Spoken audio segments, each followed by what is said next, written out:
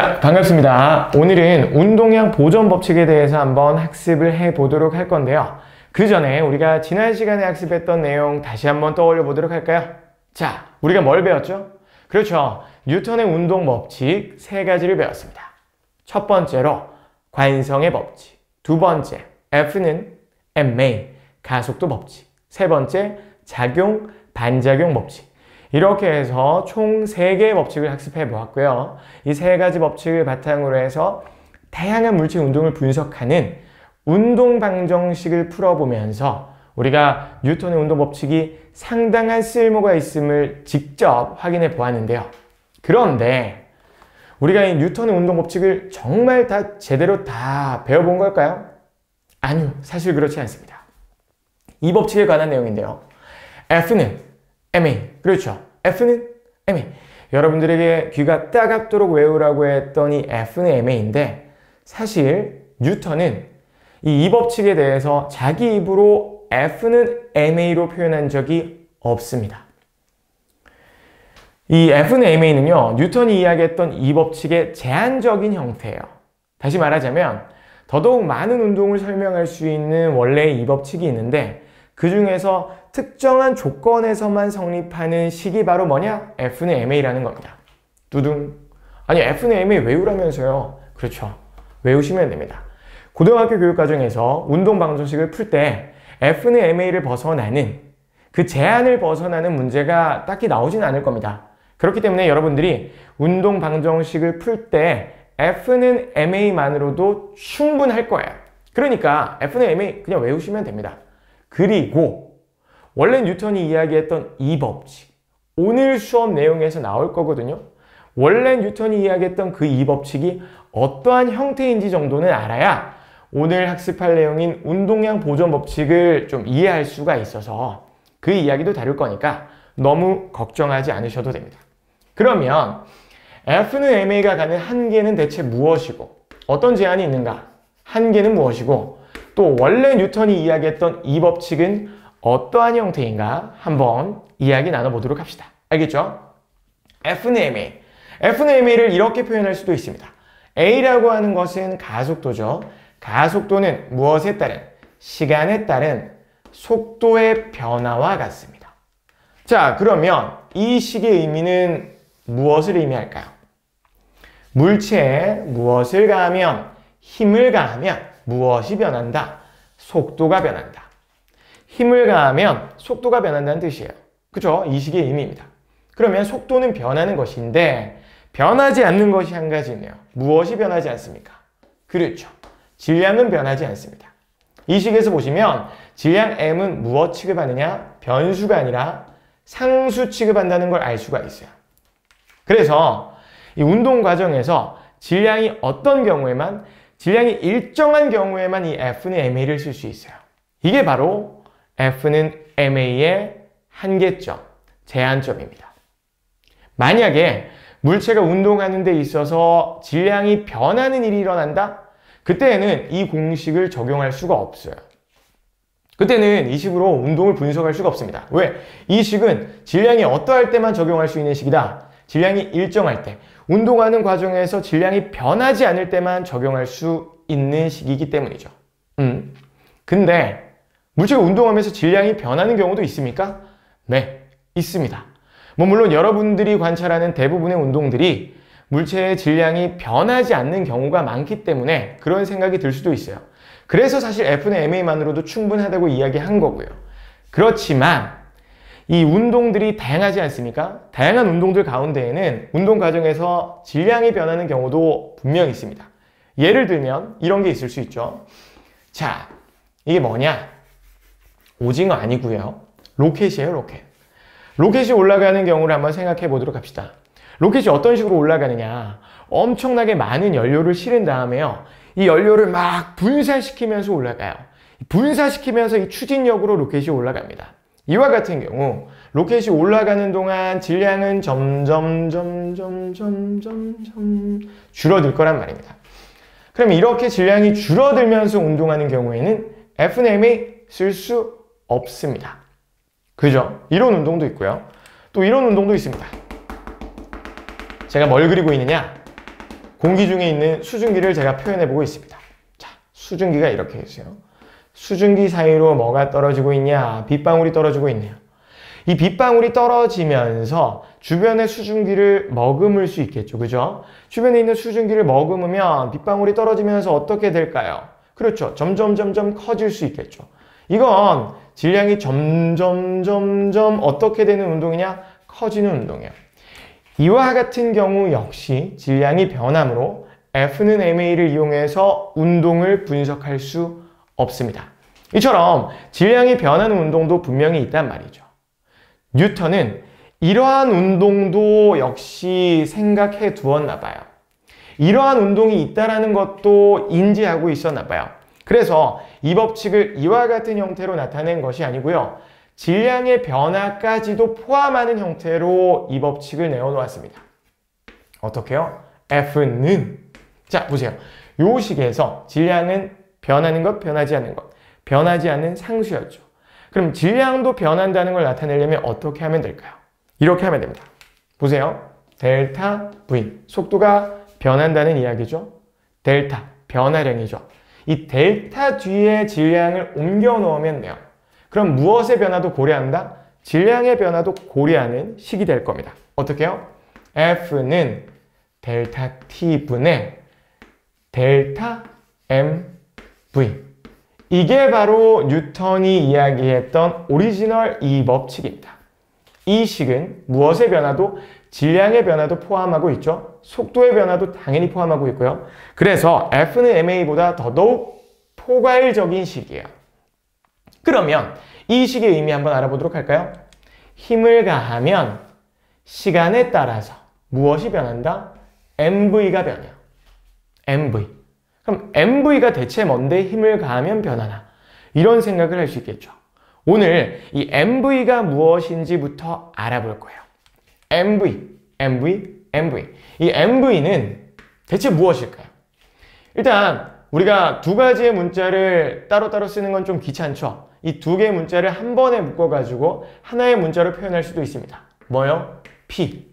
하나의 문자로 표현하고 뭐 두 개의 문자로 쓰건 간에 어쨌건 이게 뭐냐? 그게 일단 키포인트인데요. 이게 뭔지 한번 알아보도록 합시다. P. P는 뭐요? mv. 질량 곱하기 속도. 질량 곱하기 속도. 이것은 대체 무엇이냐?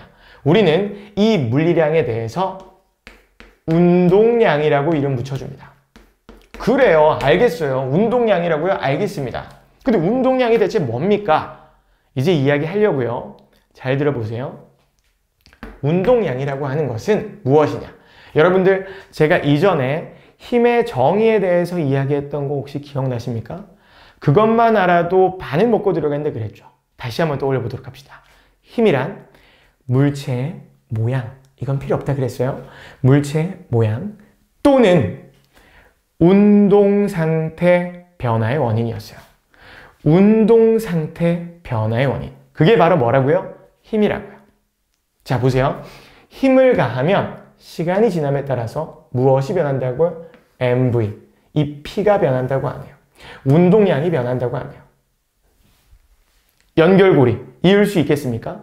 힘의 정의는 운동 상태 변화의 원인이에요. 자, 뉴턴이 이야기했던 이 법칙 보면 힘을 가하면 뭐가 변한다고요? mv. 이 P가 변한다고요. 운동량이 변한다고요. 그렇죠. 이 운동량이 바로 힘의 정의에서 나오는 무엇입니까? 운동 상태를 나타내는 물리량입니다. 운동량이라고 하는 것은 운동 상태를 나타내는 뭐요? 물리량이에요. 물체가 얼마나 운동하고 있는가, 어떻게 운동하고 있는가, 그 운동 상태를 나타내는 물리량입니다. 운동 상태 하면 속도가 먼저 생각나시겠지만 이제는 조금 수정해 주세요. 운동 상태를 결정짓는 요인은 이 속도뿐만 아니라 무엇도 관여한다? 질량도 관여한다. 앞으로는 이렇게 기억해 두시면 될 것 같습니다. 물체가 어떻게 운동하는지 그 운동 상태를 나타내는 물리량이 바로 운동량이고요. 이 운동량이 무엇에 의해서 변한다? 힘에 의해서 변한다. 이게 오리지널 이 법칙의 의미이기도 하고요. 자, 그러면 운동량의 우리 단위 한번 확인해 보도록 할까요? 단위는 질량 곱하기 속도입니다. 그래서 킬로그램 미터 퍼 세컨드가 됩니다. 운동량. 힘을 가하면 변하는 MV. 이게 바로 무엇이다? 운동량이다. 아시겠죠? 운동량을 여러분들이 배웠다면 또 함께 알아줘야 되는 물리량이 있습니다.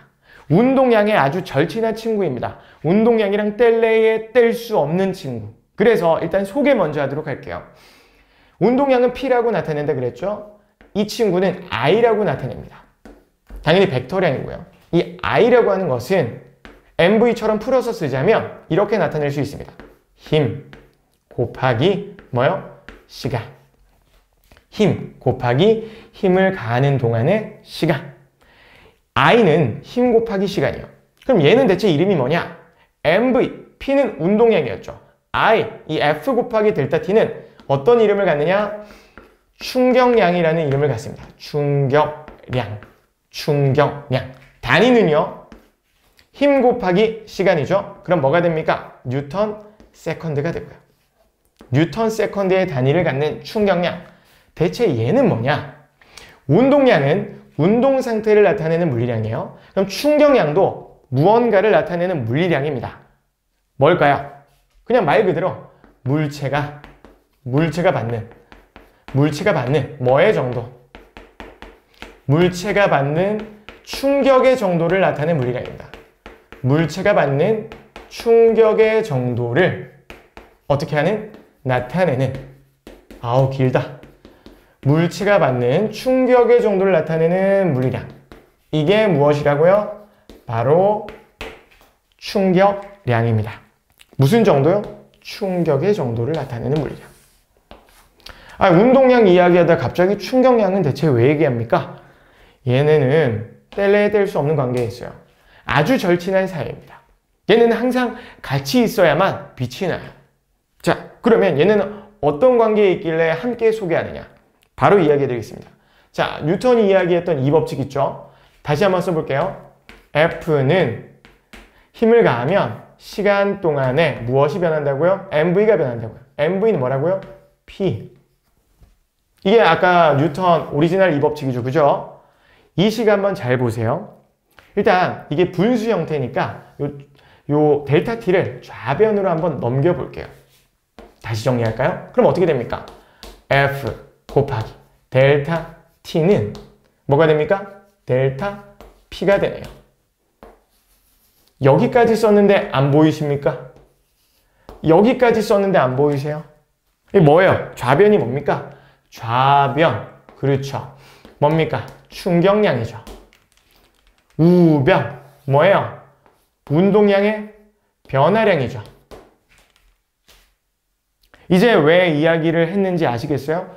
충격량, 운동량 왜 이렇게 이야기를 했는지 아시겠습니까? 이와 같은 관계가 있기 때문입니다.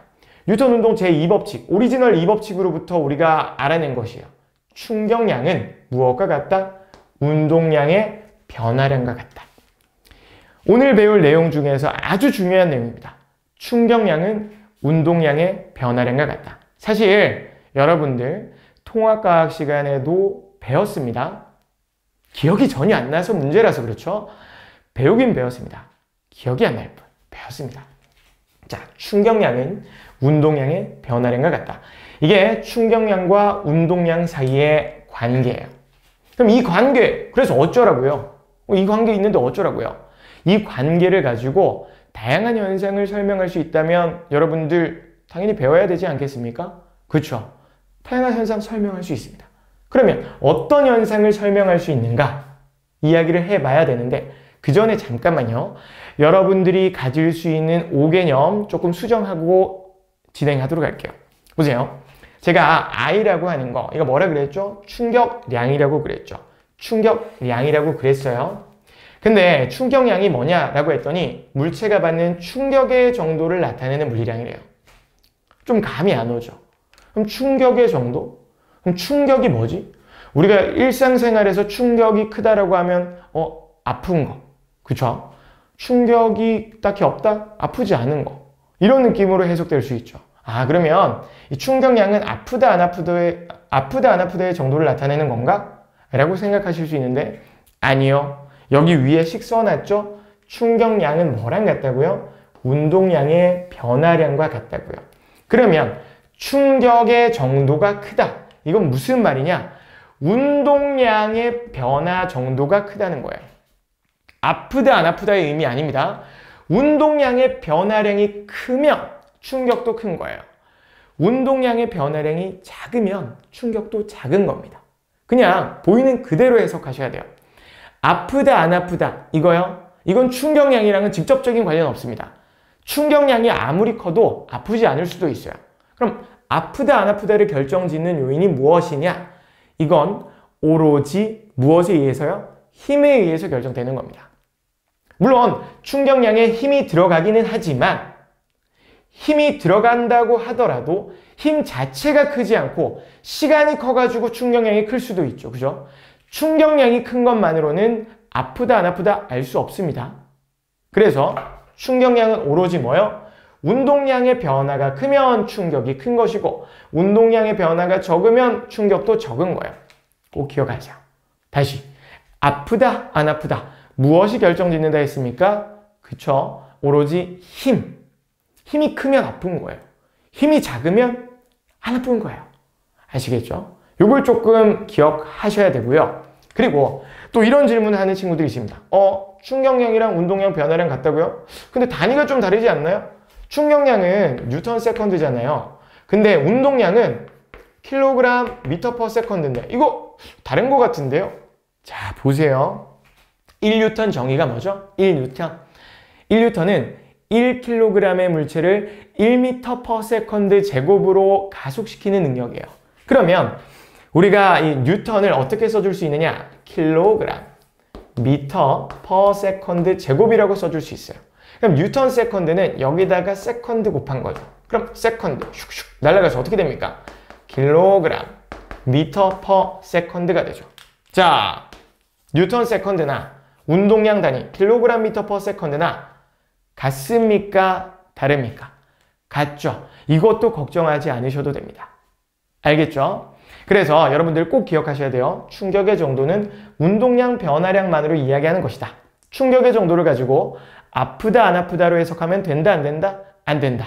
아프다 안 아프다는 무엇에 의해서만 결정된다? 오로지 힘.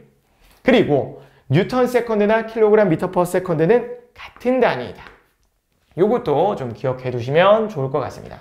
자, 그러면 이 충격량과 운동량 사이의 관계를 통해서 우리 주변의 현상을 하나 설명해 보도록 할까요? 자, 봅시다. 뭘까요? 계란입니다. 달걀이에요. 달걀. 질량이 어떤? M으로 같은 달걀을 같은 높이에 이렇게 올려놓고 있네요. 질량이 같고 같은 높이에 있는 두 달걀 누군가가 이렇게 잡고 있다고 생각해 봅시다. 왼쪽 달걀 밑에는요 바닥이 시멘트예요. 바닥이 시멘트입니다. 오른쪽 달걀 밑에는요 바닥이 이것도 시멘트처럼 그리긴 했는데 뭔가 폭신하게 그리는 방법을 잘 모르겠습니다. 일단 여기는 방석을 놔두었다고 합시다. 쿠션이 빵빵한 방석을 놔두었어요. 하나는 시멘트, 하나는 방석입니다.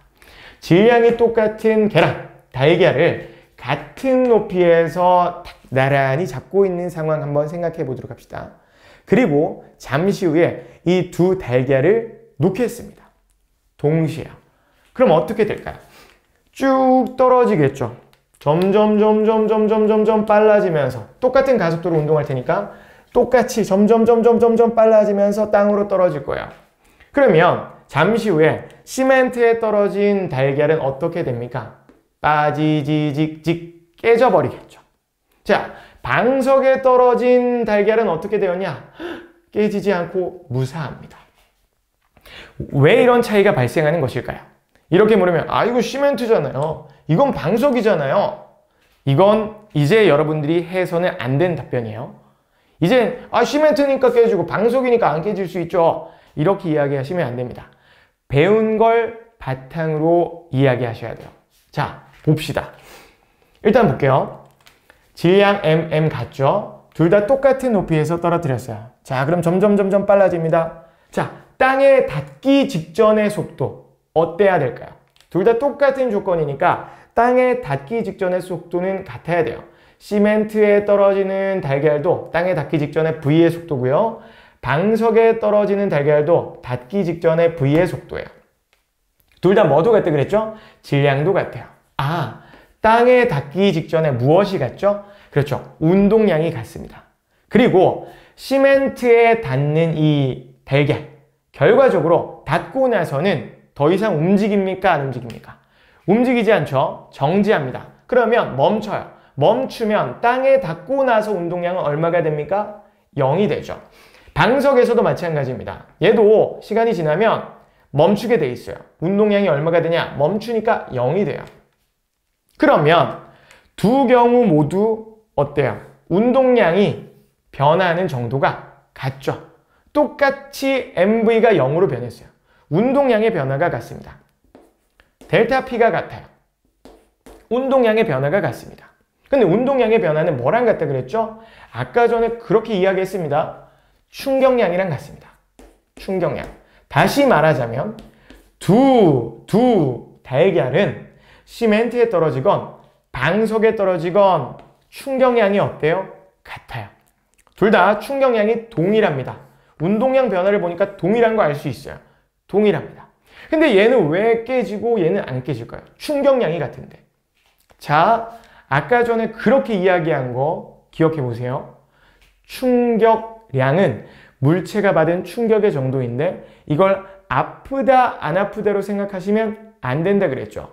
오로지 운동량이 많이 변하면 충격량이 큰 거고 운동량이 적게 변하면 충격량이 작은 거라 그랬어요. 두 경우 충격량 같습니다. 충격량 가지고 깨지냐 안 깨지느냐 얘기할 필요 없어요. 그러면 깨지냐 안 깨지냐 이거 뭘로 이야기해야 될까요? 아프냐 안 아프냐랑 똑같은 거예요. 깨지냐 안 깨지냐, 아프냐 안 아프냐. 무엇이 결정짓는다고요? 그렇죠. 힘이 결정짓습니다. 충격량은 같은데 시멘트의 경우 보세요. 슉 내려오다가 바로 퍽 거리면서 멈춰버리죠. 멈출 때까지 시간이 짧습니다. 근데 방석 보세요. 슉 내려와서 방석에 폭 감싸졌다가 탁 멈추죠. 아까 시멘트보다는 멈추는데 시간이 어때요? 좀 오래 걸립니다. 충격량은 같은데 시간이 길어요. 충격량은 똑같은데 시간이 더 길어요. 멈출 때까지. 운동량이 변할 때까지 시간이 더 길어요. 그러면 상대적으로 이 힘이 어떻게 될 수밖에 없죠? 줄어들 수밖에 없죠. 이 값이 일정한데 시간이 길어지면 힘은 작아질 수밖에 없습니다. 그렇죠? 그러니까 시멘트의 경우는 방석과 달리 깨지고 방석에서는 깨지지 않는 거예요. 시간이 짧은 시멘트에서는 힘이 커지고요. 시간이 짧은 시멘트에서는 힘이 커지고요. 시간이 긴 방석에서는 힘이 작아지고요. 같은 충격량이라고 할지라도 받는 힘이 달라요. 그래서 이와 같은 결과 차이가 발생하는 것입니다.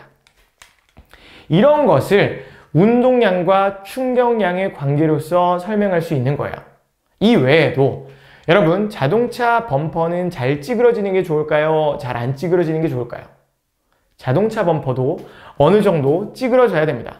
자동차가 이렇게 가서 어딘가를 박는다고 했을 때 바로 멈추는 것과 또 멈출 때까지 범퍼가 찌그러지면서 시간을 벌어주는 것 다릅니다. 시간을 벌어주면 똑같은 충격량이라고 할 때 힘이 어떻게 되죠? 줄어들죠. 그래야 안 죽어요. 자동차 범퍼는 어느 정도 찌그러져야 됩니다. 자동차 범퍼가 너무 튼튼하다. 그 안에 있는 사람은 골로 갑니다. 또 우리가 번지 점프를 할 때에도요. 쇠사슬 묶고 뛰어내리지 않죠. 고무줄 묶고 뛰어내립니다. 그죠? 쇠사슬 묶고 뛰어내리면 시간이 어떻게 되냐? 매우 짧아져요. 멈추는 게 그냥 일순간에 일어납니다. 힘이 어떻게 되냐? 엄청 커집니다. 그러면 그냥 발목이 댕강되는 거예요. 그러나 고무줄을 매달면 멈출 때까지 시간이 통통통통 튀면서 오래 걸리죠. 힘을 줄여줍니다. 시간을 길게 해서 힘을 줄여줘요.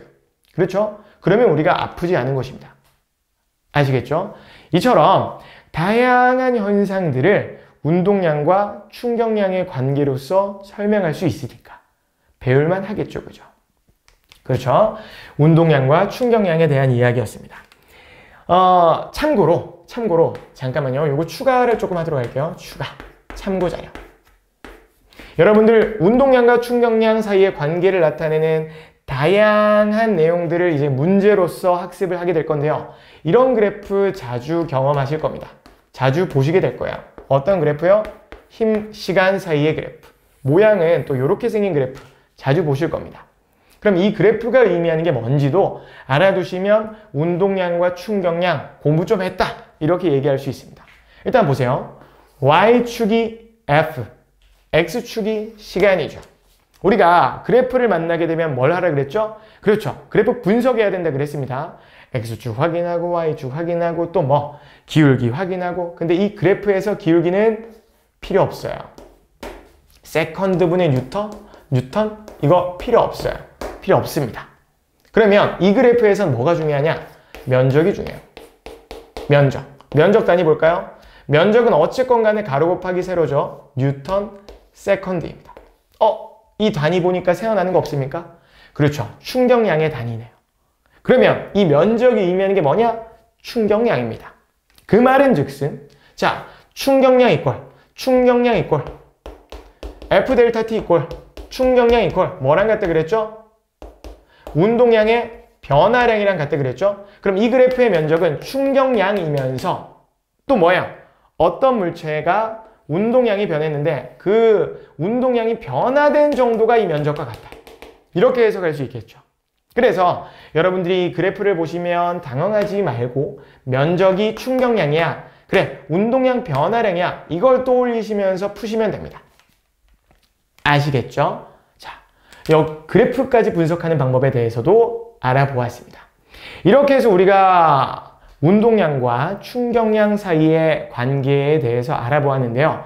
우리 생활의 다양한 곳에서 이제 운동량과 충격량 관계를 통해 설명할 수 있습니다. 그죠? 근데 오늘 배울 내용이 사실 뭐죠? 운동량 보존 법칙이죠. 아직 그 이야기는 하지 않았는데요. 지금 칠판이 좀 부족해요. 이 칠판 내용 싹 지우고 나서 지금 배운 내용을 바탕으로 해서 운동량 보존 법칙에 대해서 한번 알아보도록 합시다. 잠깐만 기다려주세요. 자, 그러면 이어서 운동량 보존 법칙에 대해서 한번 학습을 해보도록 합시다. 운동량 보존 법칙을 이해하기 위해서 일단 예시가 한 가지 필요한데요. 이런 경우 한번 생각해 보도록 합시다. A와 B라는 물체가 있습니다. 요거 사람 얼굴 아니에요. 수염같이 그려지고 안경같이 그려지긴 했지만 아닙니다. 기분 탓이에요. A라는 물체가 있고 B라는 물체가 있는데 B라는 물체는 정지해 있고 A라는 물체가 B를 향해 다가오고 있는 그런 상황을 한번 생각해 보도록 합시다. 그러면 나중에 이 물체는 어떻게 될까요? 그렇죠. 곧 충돌할 거예요. 이게 충돌을 나타내는 것으로 그렸는데 좀 그렇죠, 그죠? 아무튼 꽝꽝 하면서 충돌할 겁니다. 그럼 충돌하면 어떻게 될까요? 충돌이라고 하는 것은 서로가 서로에게 꽝! 뭘 가하는 것이죠? 힘을 가할 거예요. 힘을 가하면 이전과 달리 운동 상태가 각각 변하겠죠. 뭐 예를 들면 B는 정지해 있다가 움직이게 될 수 있을 것이고 A는 느려지거나 또는 반대로 튕겨나갈 수도 있겠죠. 그죠? 여러 가지 경우가 있을 겁니다만 중요한 사실은 충돌 전과 충돌 후의 운동은 어떻다? 다를 거라는 거. 이건 우리가 힘에 대한 정의를 알면 알 수 있는 내용이에요. 그죠? 그런데 봅시다. 일단 충돌을 했어요. 꽝! 충돌했습니다. 충돌을 했다는 건 A가 B에게 무엇을 가하는 것이죠? 그렇죠. 힘을 가하는 거예요. 오른쪽으로 힘을 가했다고 해봅시다.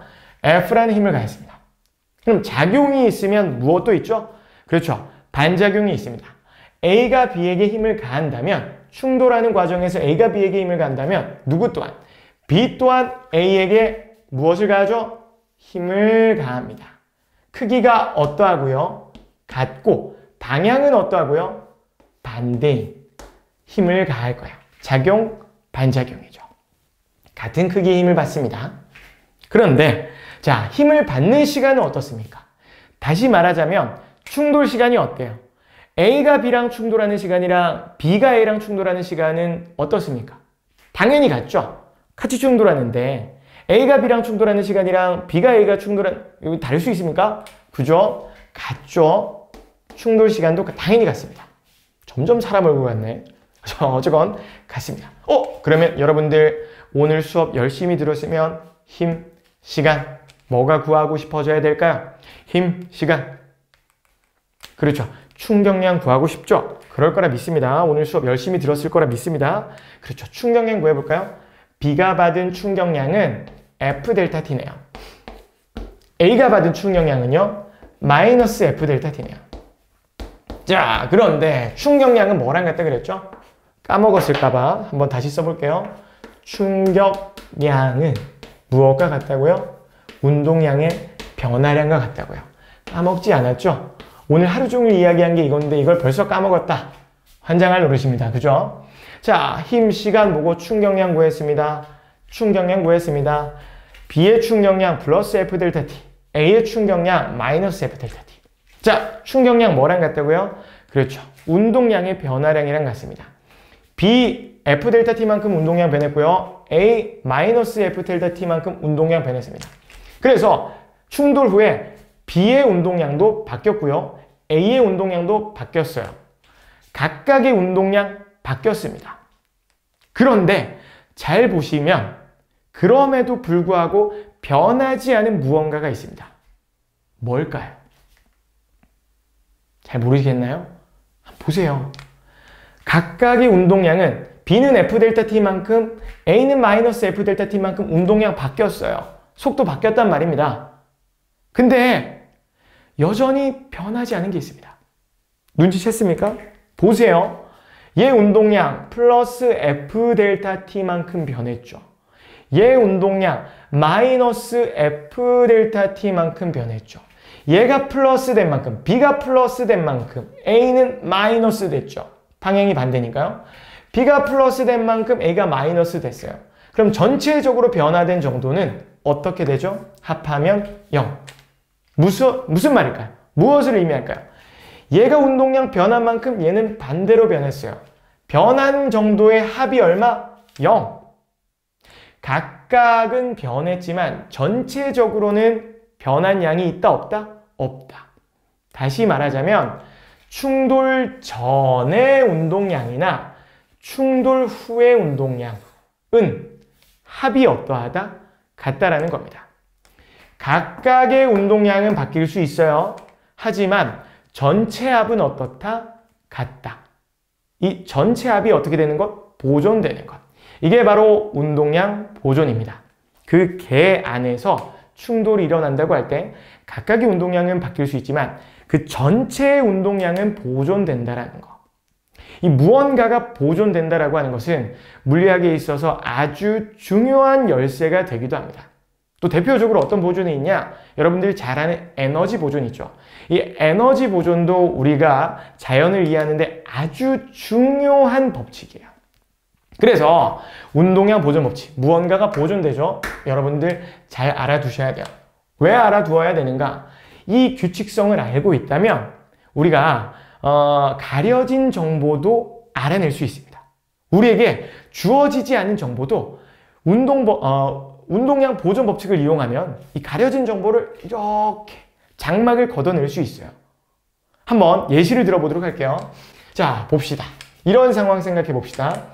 2kg의 물체가 4kg 물체를 향해서 8m/s로 달려가고 있네요. 그리고 4kg의 물체는 정지해 있습니다. 잠시 뒤에 이들은 어떻게 될까요? 그렇죠. 충돌할 겁니다. 충돌을 하고 나서 한번 볼게요. 근데 잠깐 놓쳐가지고 2kg이 어떻게 운동하는지를 알아내지 못했어요. 얘 속도 측정하지 못했어요. 근데 4kg이 어떻게 운동하는지는 알아냈어요. 어떻게 운동한대요? 3m/s로 운동한대요. 이 정보는 알아냈습니다. 근데 얘 어떻게 운동하는지 정말 알고 싶네요. 가려진 정보죠. 근데 우리가 알고 있는 게 있습니다. 자연의 성질. 충돌이 일어나면 각각의 운동량은 변하지만 전체 운동량은 어떠하다고요? 보존된다라고 하는 거. 운동량 보존을 이용하면 가려진 정보 찾아낼 수 있습니다. 자, 충돌 전에 2kg 운동량, 2kg이 8m/s로 운동하고 있죠. 얼마입니까? 16kg/s예요. 자, 정지해 있던 4kg의 운동량 0이에요. 전체 합이 얼마입니까? 16입니다. 그러면 각각의 운동량은 변하겠지만 전체 운동량의 합은 얼마여야 된다고요? 16이라는 사실. 그건 변하지 않아요. 자, 얘 운동량 얼마입니까? 4 곱하기 3, 12예요. 12kg/m/s입니다. 그러면 이 2kg의 운동량이 얼마가 되어야지 합이 16으로 보존됩니까? 이거 뭐 단순한 숫자 노름이죠, 그죠? 얼마요? 그렇죠. 4kg/m/s가 되어야겠네요. 그죠? 그러면 2kg이 갖는 운동량이 4kg/m/s니까 얘는 얼마의 속도로 움직여야 돼요? 4kg/m/s가 되려면 그렇죠. 2m/s로 움직여야 되겠네요. 관찰하지 않아도 이거 알 수 있습니다. 이게 바로 무언가 보존되는 것의 그 강력한 파워입니다. 관찰하지 않아도 다른 것을 통해서 가려진 정보를 알아낼 수 있다고 하는 거. 아시겠죠? 이거 이렇게 생각하셔도 됩니다. 자, 4kg이 정지에 있다가 운동량이 12가 되었죠. 얘 운동량 얼마만큼 변했습니까? 12만큼 변했어요. 그러면 2kg이 받는 힘은 4kg이 받는 힘의 반대 방향이죠? 충돌 시간 같죠? 그럼 얘가 받는 충격량은 플러스 12가 아니라 얼마? 마이너스 12가 돼야 되죠. 그럼 16에서 마이너스 12가 되니까 얼마가 돼야 되죠? 4가 돼야 되죠. 똑같은 풀이에요. 그러니까 얼마? 속도는 2가 되어야 된다는 거. 이렇게 여러분들 운동량 보존 법칙을 이용하면 가려진 정보를 찾아낼 수 있다는 거. 우리에게 강력한 무기가 된다는 거 알아두시면 좋을 것 같습니다. 뭐 이런 게 어디에 쓰이느냐? 멀리 가지 않으셔도 됩니다. 이런 경우에도 쓰일 수 있어요. 교통사고가 나죠? 그럼 교통사고가 났을 때 그 상황을 분석하기 위해서 이 운동량 보존 법칙이 쓰이기도 합니다. 왜요? 다른 자동차가 어떻게 운동했는지를 바탕으로 이 자동차가 어떻게 달려왔는지 이런 것들을 파악할 수 있지 않을까요? 그렇죠? 우리 주변의 다양한 현상을 설명하는 이 물리, 법칙, 어떤 게? 운동량 보존 법칙. 정말 아름다운 법칙이지 않습니까? 이 법칙 말고도 우리 주변의 다양한 것들을 설명하는 또 다른 물리량들이 있습니다. 다음 시간에는 그 물리량, 일, 그리고 에너지라고 하는 물리량에 대해서 알아보도록 할게요. 자, 오늘까지 수업 듣는다고 고생하셨습니다. 그럼 다음 시간에 다른 주제로 만나도록 할게요. 수고하셨습니다.